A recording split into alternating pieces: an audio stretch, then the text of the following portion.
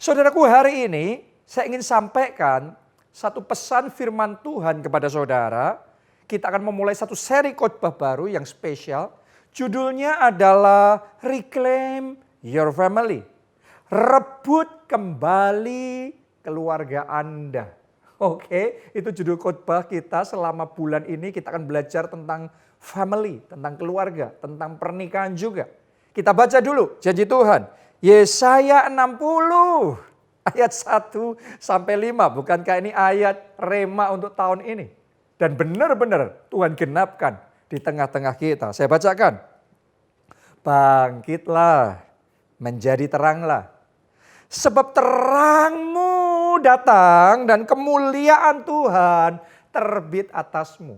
Yang percaya katakan amin dong. Haleluya. Oke, sebab sesungguhnya kegelapan menutupi bumi, kekelaman menutupi bangsa-bangsa, tetapi terang Tuhan terbit atasmu. Oke, dan kemuliaannya menjadi nyata atasmu. Bangsa-bangsa berduyun-duyun datang kepada terangmu, dan raja-raja kepada cahaya yang terbit bagimu. Angkatlah mukamu dan lihatlah ke sekeliling, mereka semua datang berhimpun kepadamu. Nah, perhatikan ini, ada satu penggal kalimat di Yesaya 60 ini yang akan menjadi sorotan kita pada saat ini. Ya, anak-anakmu laki-laki datang dari jauh. Anda pegang itu. Dan anak-anakmu perempuan digendong. Oke, nanti kita kembali ke sana. Saya bacakan dulu ayat yang kelima. Pada waktu itu engkau akan heran melihat dan berseri-seri. Engkau akan tercengang dan akan berbesar hati. Sebab kelimpahan dari seberang laut akan beralih kepadamu. Dan kekayaan bangsa-bangsa akan datang kepadamu. Katakan amin, amin. Haleluya, ini janji Tuhan buat kita di tahun 2020 ini. Ini tahun kemuliaan Tuhan dan doa saya, Yesaya 60 tergenapi dalam hidup saudara. Saya sungguh-sungguh melihat bagaimana firman Tuhan itu ya dan amin. Dalam situasi apapun, janji Tuhan selalu digenapi. Di tengah bangsa-bangsa dalam kegelapan, dunia dalam kekelaman ini, ya, tapi kita justru melihat sekarang ini pertobatan besar terjadi. Ini digenapi Yesaya 60. Kita melihat bagaimana berkat yang luar biasa, bahkan berkat keuangan. Tuhan juga curahkan secara ajaib. Ya. Tetapi saudaraku, hari ini saya ingin membagikan kepada ada satu janji firman Tuhan yang terselip di sana, yang tadi kita baca, yang spesial kaitannya tentang keluarga kita masing-masing. Jadi Yesaya 60 ini juga bicara tentang janji Tuhan bagi keluarga kita. Saya doa Anda bisa tangkap janji Tuhan ini dan Anda mengalami kuasa Tuhan, terang kemuliaan Tuhan, dan sungguh-sungguh pemulihan keluarga terjadi. Oke, ya, dituliskan di ayat yang kita baca tadi, anak-anakmu laki-laki datang dari jauh. Coba saudara pikirkan, kalau anak-anakmu laki-laki datang dari jauh, artinya dia sempat pergi jauh. Benar apa tidak? Dia sudah pergi jauh. Waktu saya renungkan tentang hal ini, saya teringat dengan kisah yang diceritakan oleh Tuhan Yesus tentang anak bungsu yang terhilang. Oke, dia pergi jauh meninggalkan rumahnya, pergi jauh meninggalkan bapaknya, pergi jauh meninggalkan keluarganya. Tetapi ketika hari perkenanan itu tiba, Allah bekerja, Allah melawat, maka anak bungsu yang terhilang datang kembali, datang dari jauh. Saya mau katakan sama saudara, ini yang Tuhan akan kerjakan. Anda tangkap janji Tuhan ini, yaitu keluarga saudara yang sudah terpisah jauh. Oke, mungkin ada yang pasangannya, hubungannya sama pasangannya sudah terpisah jauh. Hubungannya sama orang tua, sama anak-anak sudah rusak, sudah hancur berantakan, gak ada komunikasi sama sekali, semuanya jalan sendiri-sendiri, seolah-olah sudah terpisah, sudah hancur, sudah hopeless, gak ada harapan. Tapi saya mau katakan sama saudara, terima janji Tuhan buat keluarga. Di tahun 2020 ini, terang Tuhan datang atasmu. Kemuliaan Tuhan terbit bagi keluargamu. Dan tahun ini tahun pemulihan. Yang tadinya sudah terpisah, sudah hancur, sudah jauh. Tapi Tuhan bawa pemulihan. Yang tadinya jauh akan dibawa dekat kembali. Yang tadinya sudah terpisah, sudah hopeless, sekarang akan dipersatukan kembali. Doa saya, mujizat pemulihan keluarga jadi dan dimulai di dalam pernikahan, di dalam keluarga saudara. Oke, kadang-kadang dalam keluarga itu ada banyak hal yang terjadi. Ya, kadang-kadang sebagian keluarga mungkin nggak terpisah secara fisik, nggak terpisah jauh secara jarak, tetap tinggal di rumah yang sama. Tapi berapa banyak, kalau kita mau jujur ya, berapa banyak suami istri masih tinggal satu rumah. Tapi seolah-olah hatinya sudah yang satu timur, yang satu barat. Gak pernah ketemu, ngomongan gak pernah ketemu. Berapa banyak orang tua yang masih tinggal serumah sama anak-anaknya tapi sudah gak bicara. Oke, masih tinggal secara fisik dekat, secara jasmani dekat. Tapi jarak emosionalnya, jarak hatinya jauh sekali. Tapi hari ini Anda terima janji Tuhan ini. Yesaya 60 Tuhan akan genapkan dalam keluarga saudara di tahun 2020 ini. Tahun kemuliaan Tuhan. Terjadi mujizat pemulihan keluarga bagi keluarga saudara. Amin. Haleluya. Ini rencana Tuhan buat keluarga kita masing-masing.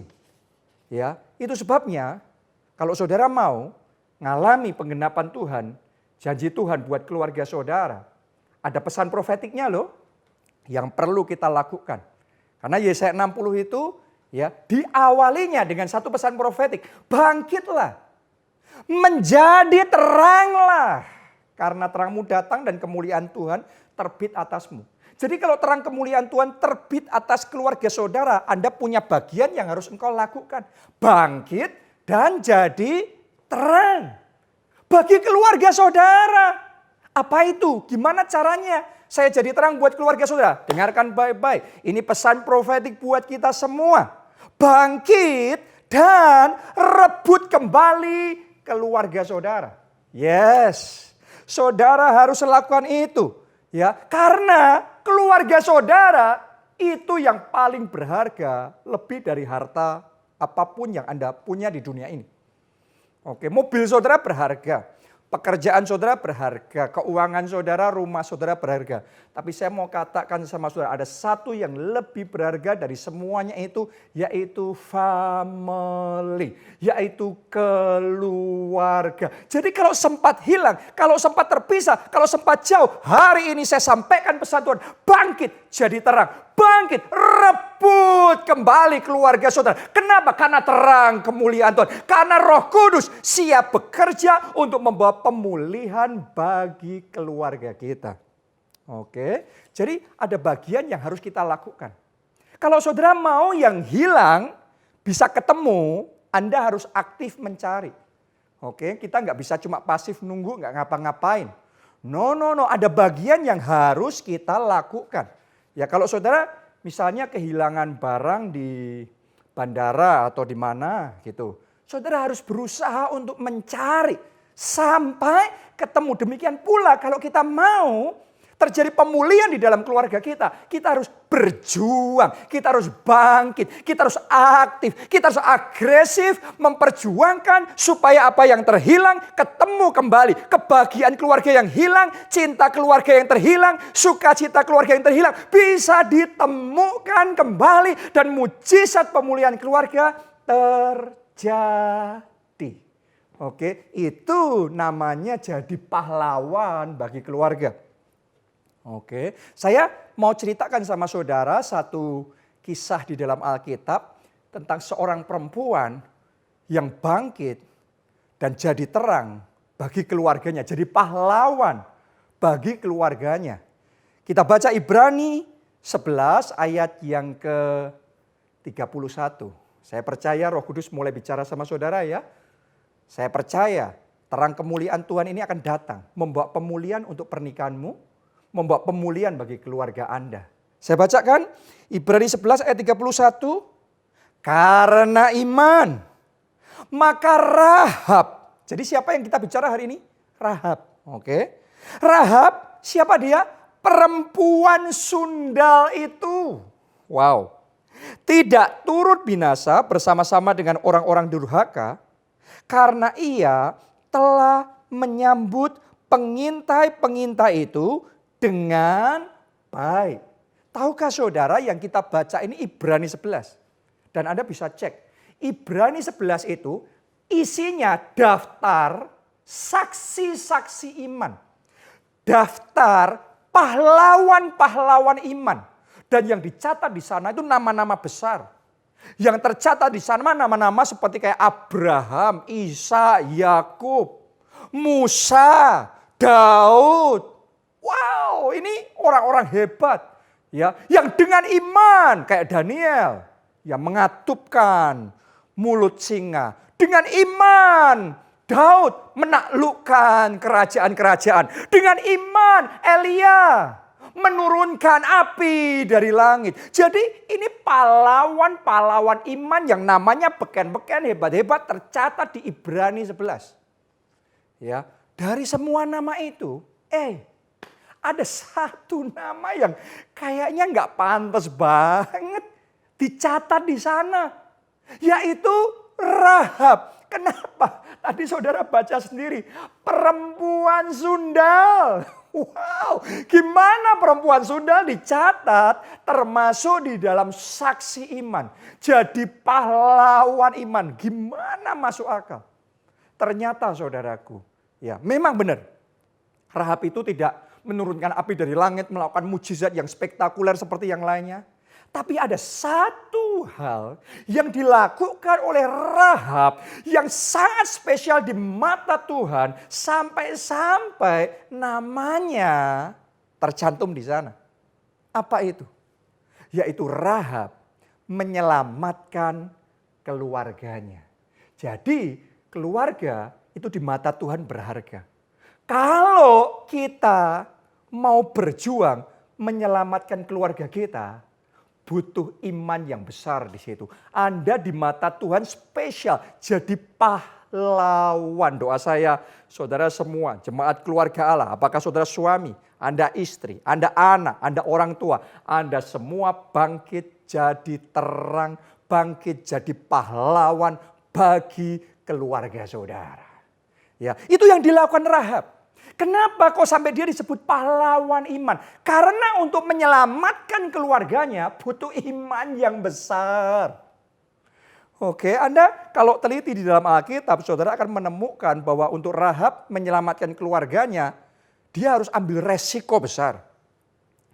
Ada 2 pengintai yang diutus Yosua untuk memata-matai Yeriko, ya, dan di situ Rahab menolong mereka. Nah, Anda harus tahu, kalau sampai yang dilakukan Rahab ini ketahuan sama orang Yeriko, resikonya besar. Dia bisa kehilangan pekerjaan, dia bisa kehilangan hartanya, dia bisa dihukum luar biasa, bahkan dia bisa kehilangan nyawanya sendiri. Wow, luar biasa. Dia meresikokan segalanya. Nah, setelah dia meresikokan segalanya, saya percaya seharusnya kalau dia mau, dia bisa dapat upah, dapat imbalan yang sepantasnya dari para pengintai itu. Coba Anda pikir, untuk seorang perempuan sundal kalau dapat imbalan seharusnya apa yang dia minta? Mungkin uang, benar? Mungkin harta, mungkin emas, atau apa? Ya. Tapi hebatnya, luar biasanya Rahab meresikokan semuanya itu. Dia tidak minta imbalan uang, dia tidak minta emas, dia tidak minta yang lainnya. Yang dia minta satu, dia minta keselamatan keluarganya dijamin. Wow, ini dahsyat, butuh iman. Saya berdoa saudara berjuang untuk keselamatan keluarga saudara.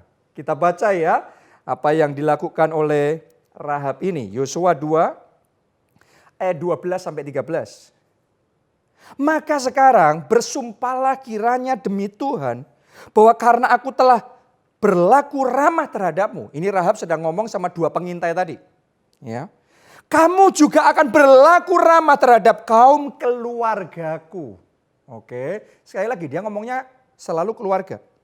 Dan berikanlah kepadaku suatu tanda yang dapat dipercaya. Ayat 13. Bahwa kamu akan membiarkan hidup ayah dan ibuku, saudara-saudaraku yang laki-laki dan perempuan dan semua orang-orang mereka, dan bahwa kamu akan menyelamatkan nyawa kami dari maut. Jadi ternyata bagi Rahab keselamatan keluarganya adalah prioritas. Karena itu dia berjuang mati-matian di sana. Karena itu dia disebut pahlawan iman. Keluarganya itu prioritas buat Rahab.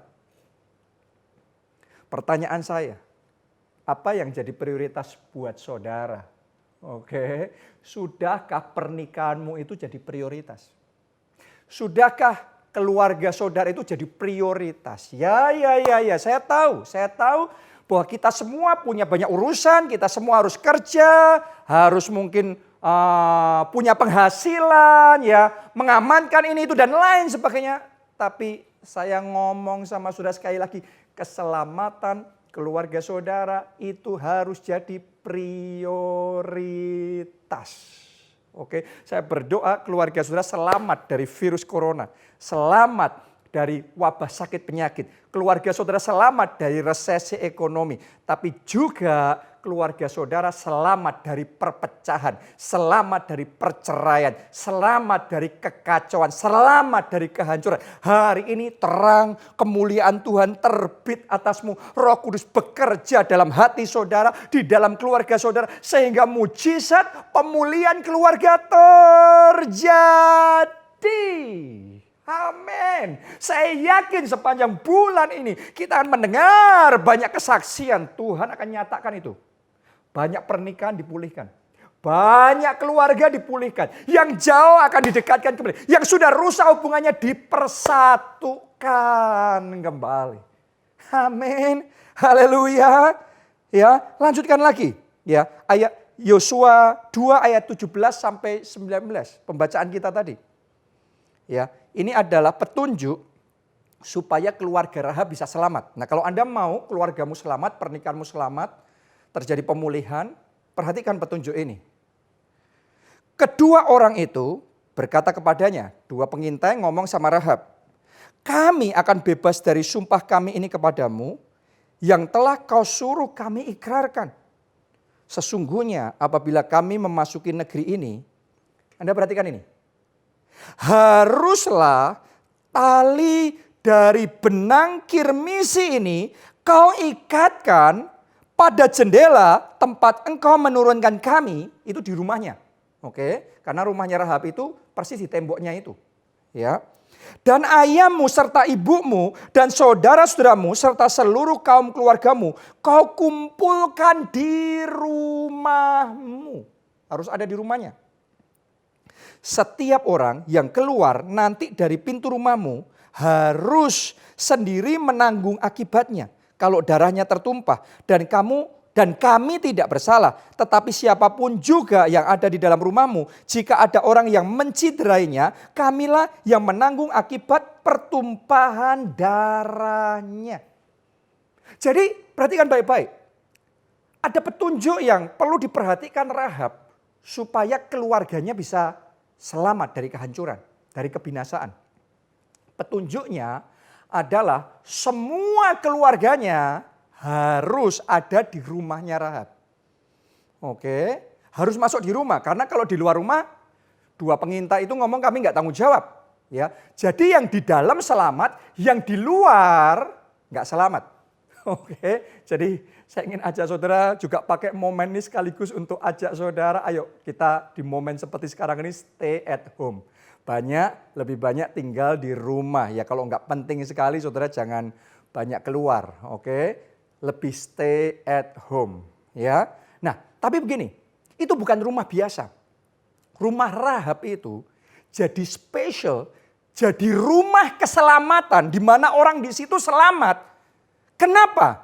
Karena di rumah itu sudah diikatkan dengan kain kirmisi. Jadi ketika rumah itu diikatkan dengan kain kirmisi, maka rumah biasa jadi rumah keselamatan. Semua orang yang ada di rumah itu diselamatkan. Harusnya binasa, tapi tidak binasa. Sebaliknya, diselamatkan.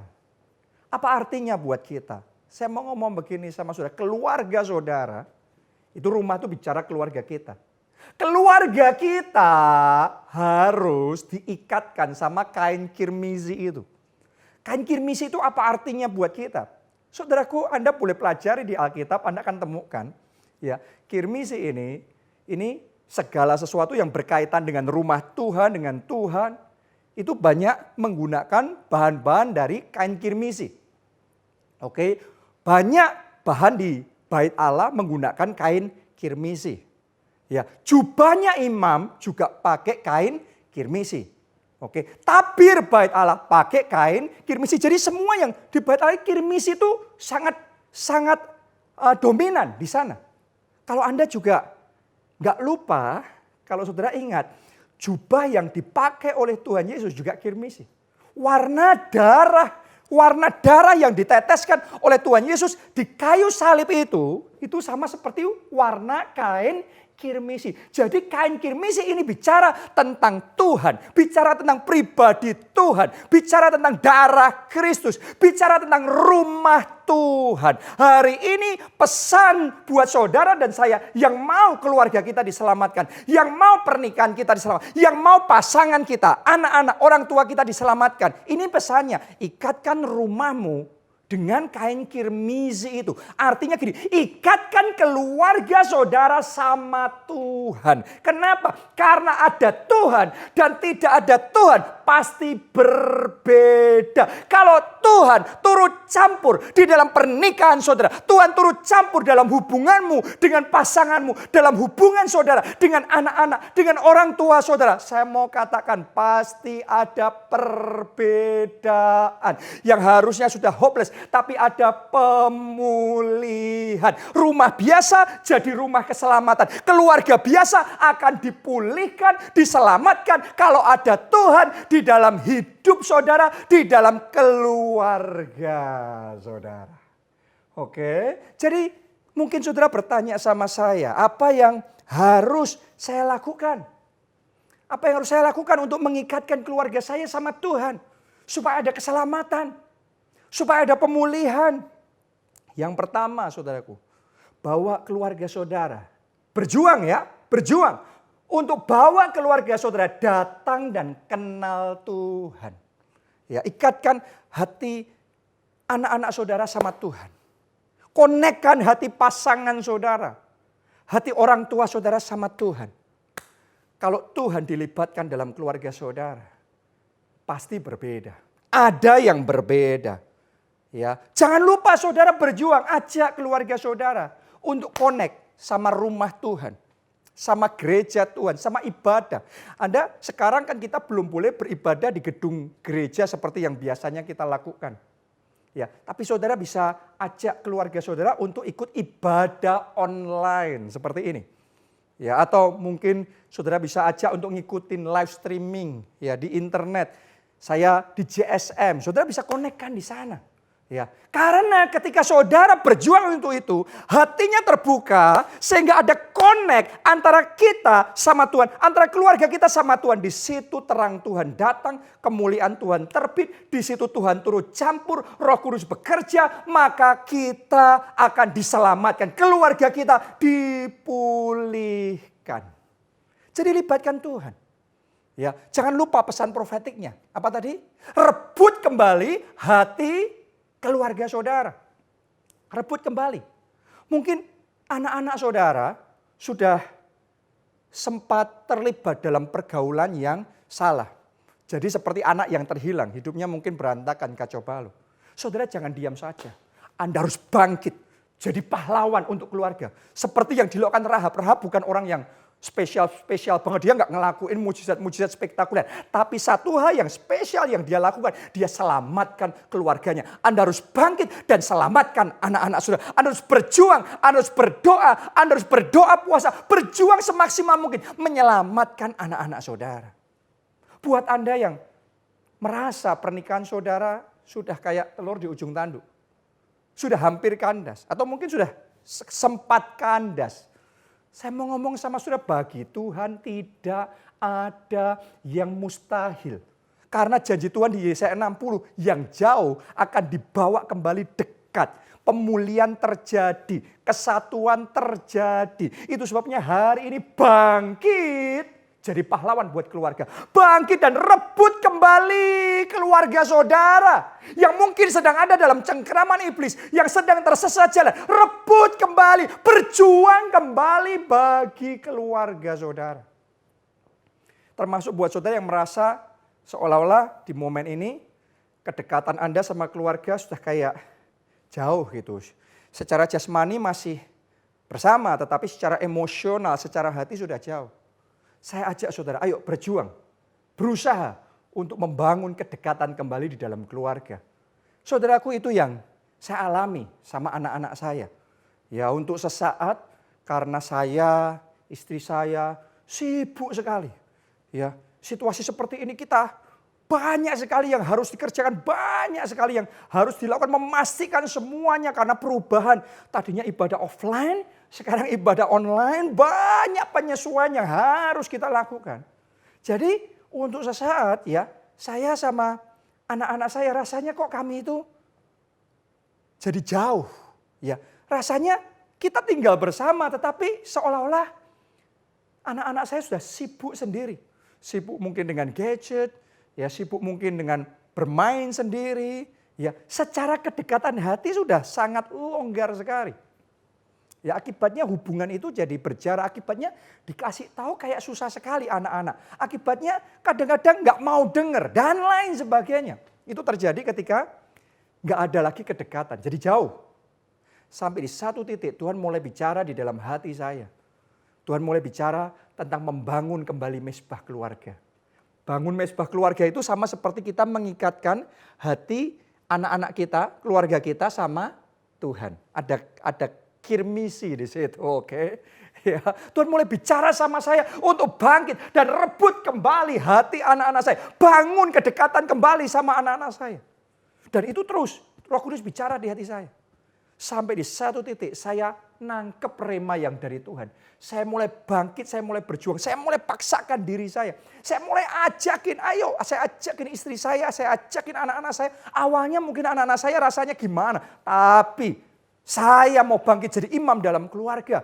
Untuk berjuang, membangun kedekatan keluarga. Saya haruskan. Ya, awalnya perjuangan, awalnya nggak mudah. Tapi ini rema dari Tuhan. Walaupun nggak mudah, berjuangnya harus sungguh-sungguh.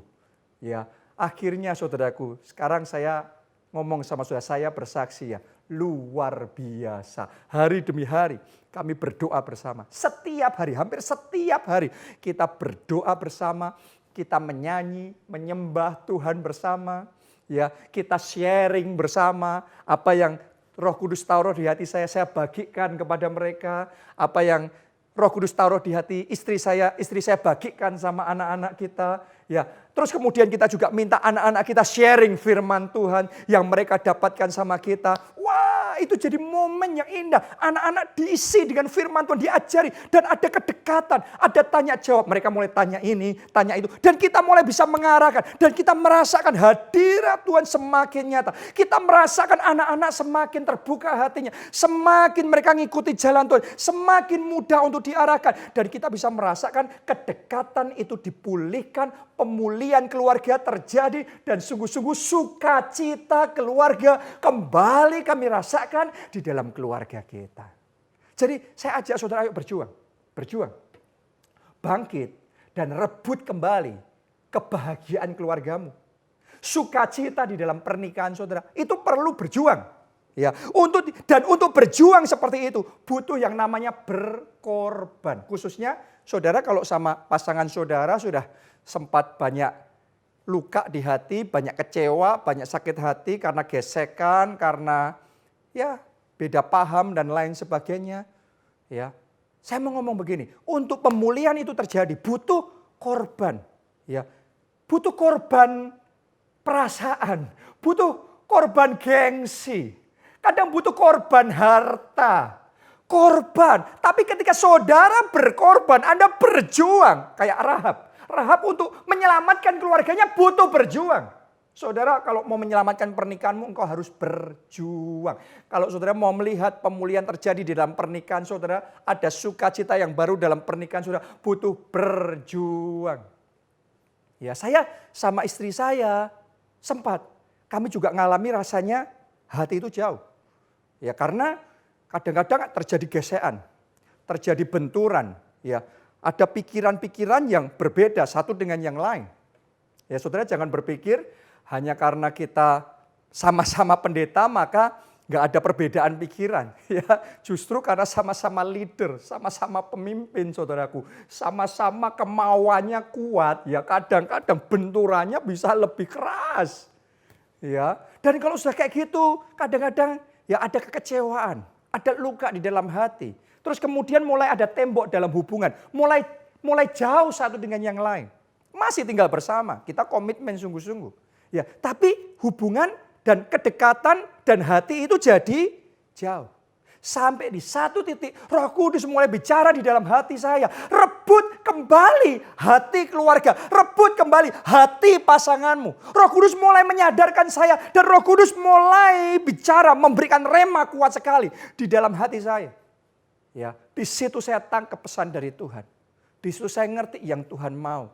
Dan di situ saya ambil keputusan. Ya, walaupun mungkin kalau kita menginginkan pemulihan keluarga, butuh dari pihak kita korban. Ya, korban itu mengalah untuk menang. Ya, saudara kadang-kadang ya sudah harus menerima apa adanya. Harus bisa ngerti, harus bisa ya sudah oke. Ya. Ketika saudara mau korban, saya mau ngomong begini, pengorbanan saudara tidak akan sia-sia. Ya, kalau kita nggak mau korban, kita pada pendirian kita masing-masing, gengsinya kita sendiri-sendiri, pikiran kita sendiri-sendiri, nggak bisa. Nggak ada pemulihan. Hari ini saya mau katakan sama saudara, berani korban, berani jadi pahlawan bagi keluarga. Walaupun nggak enak, walaupun kita ngerasanya gimana. Tapi kalau Anda berani korban buat pasangan, buat pernikahan saudara. Di situ terang Tuhan akan datang, kemuliaan Tuhan terbit. Di situ pemulihan akan terjadi. Anda akan menemukan kembali sukacita yang baru di dalam pernikahan saudara. Ya, sekarang ini kalau saya boleh saksi sama Anda. Ketika pemulihan Tuhan kerjakan, ya saya sama istri saya, kita ngalami sukacita yang baru di dalam pernikahan kita. Kita ngalami yang namanya indahnya, yang namanya luar biasanya, sukacitanya. Kita hidup bersama sebagai suami, sebagai istri, bersama dengan anak-anak, satu keluarga, cinta Tuhan bersama-sama, saling mencintai, saling mengasihi. Dan kita sungguh-sungguh ngalamin pemulihan keluarga. Jadi di bagian akhir dari firman Tuhan ini, saya mau ajak saudara, saya mau tantang saudara. Mari kita buka hati kita. Mari kita undang Tuhan di dalam kehidupan kita. Saya mau tanya sama saudara, apakah saudara mau mengalami pemulihan keluarga itu? Apakah saudara mau Yesaya 60 tergenapi di dalam keluarga saudara? Apakah saudara mau untuk mendengarkan pesan profetik dari Tuhan? Pesan profetiknya apa tadi? Rebut kembali keluarga Anda. Apa saudara mau jadi pahlawan yang berjuang untuk merebut hati keluarga? Apakah saudara mau korban buat keluarga saudara? Anda yang mau, mari angkat dua tangan saudara. Masing-masing di hadapan Tuhan. Saudara ikuti kata-kata saya ini. Ya Tuhan Yesus. Ya Tuhan Yesus. Jamah hatiku. Jamah hatiku. Aku mau. Aku mau. Bangkit jadi terang. Bangkit bagi jadi keluarga. terang bagi keluarga. Jadi pahlawan. Jadi Bagi pahlawan keluarga. bagi keluarga. Aku komit Aku komit merebut merebut keluargaku kembali keluargaku sampai diselamatkan. sampai diselamatkan. Mari semuanya berdoa. Saya ajak semuanya berdoa. Semua berdoa. Ora pasyara. Saya ajak saudara semuanya sampaikan komitmenmu sama Tuhan. Aku mau Tuhan kembali berjuang. All out berjuang. Bahkan berkorban bagi pemulihan keluarga. Bagi pemulihan pernikahan. Seperti yang dilakukan Rahab. Yaitu menyelamatkan keluarga. Memprioritaskan keluarga. Doa saudara, doa Tuhan beri kekuatan. Supaya aku tidak tawar hati. Supaya aku tidak putus asa. Supaya aku tidak lemah hati. Beri kekuatan untuk berjuang bagi pemulihan keluarga. Pulihkan Tuhan pernikahan kami. Pulihkan ya Tuhan. Jamah hati anak-anakku. Bawa kembali. Datang kepada Tuhan. Jamah hati orang tuaku. Jamah Tuhan. Hubungan yang sudah rusak. Dipulihkan kembali. In the name of Jesus. Kami mau berjuang. Aku mau berjuang.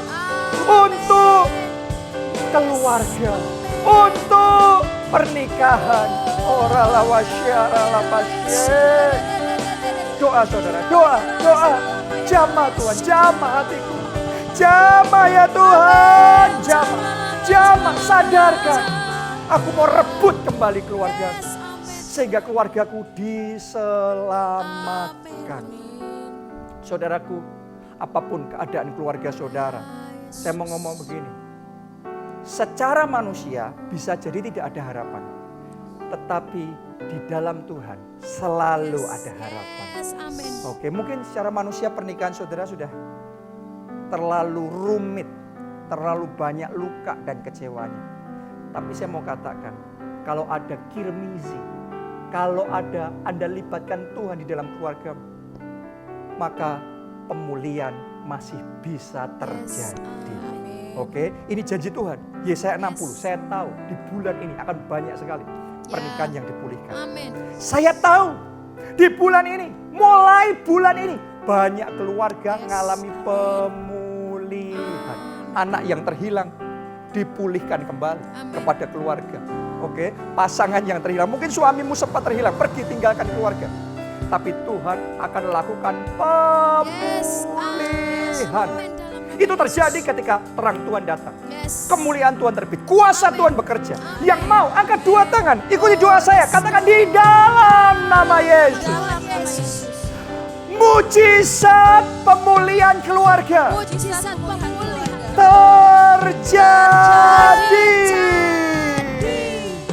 Yesaya 60. Yesaya 60 tergenapi.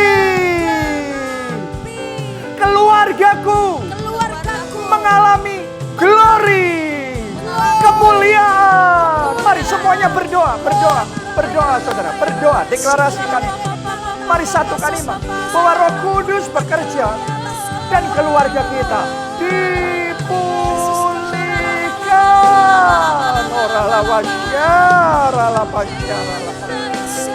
Oh, keluarga kita dipulihkan.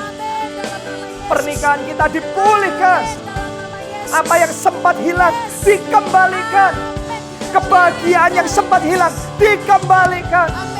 Sukacita pernikahan yang sempat hilang dipulihkan. Oh, anak-anak yang sempat terhilang dipulihkan, diselamatkan. Kami percaya keluarga kami dipersatukan. Bekerjalah ya Roh Kudus. Bekerjalah ya Roh Kudus. Nyatakan kuasa-Mu. Kami mau bangkit menjadi terang. Karena terang-Mu datang. Kemuliaan Tuhan terbit atas kami. Thank you Jesus. Terima kasih Tuhan. Terima kasih Tuhan. Janji-Mu sempurna. Kami tahu sesuatu yang indah sudah dimulai. Amin. Dalam nama Tuhan Yesus kami berdoa. Semuanya kita katakan amin. Amin.